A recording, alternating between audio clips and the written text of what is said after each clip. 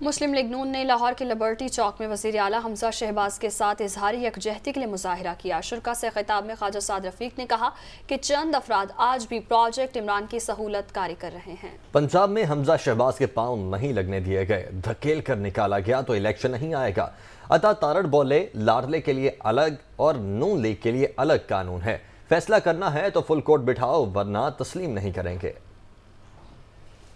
آج بھی ریاستی اداروں میں موجود پروجیکٹ عمران کے سہولت کار آرام سے نہیں بیٹھے۔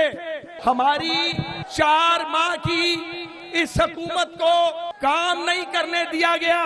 پنجاب میں حمزہ شہباز کے پاؤں نہیں لگنے دیے گئے، ہمیں دھکیل کر نکالا گیا تو الیکشن نہیں آئے گا۔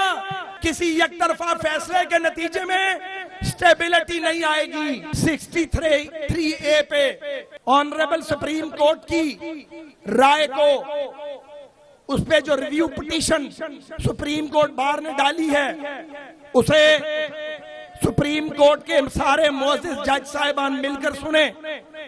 پنجاب کا مقدمہ بھی ہماری درخواست ہے وہیں سنا جائے، کیونکہ خرابی کی بنیاد 63A کی غیر آئینی انٹرپریٹیشن ہے، تشریح غلط ہوئی ہے، ہم سمجھتے ہیں۔ آپ ہمارے 25 لوگوں کو ڈی سیٹ کریں تو وہ انصاف ہے، اور جب چودھری شجاعت اپنی پارٹی کے لوگوں کو کہے کہ ووٹ دینا ہے حمزہ شہباز کو، تو آپ کہیں کہ یہ اس کا اختیار نہیں تھا۔ لاڈلے کے لیے قانون اور ہے اور مسلم لیگ نون کے لیے قانون اور ہے۔ ہم یہ موقف لے چکے ہیں کہ اس کا فیصلہ کرنا ہے تو 12 کے 12 جج بٹھاؤ، یہ فیصلہ فل کورٹ کا مانیں گے ورنہ اس کو تسلیم نہیں کریں گے۔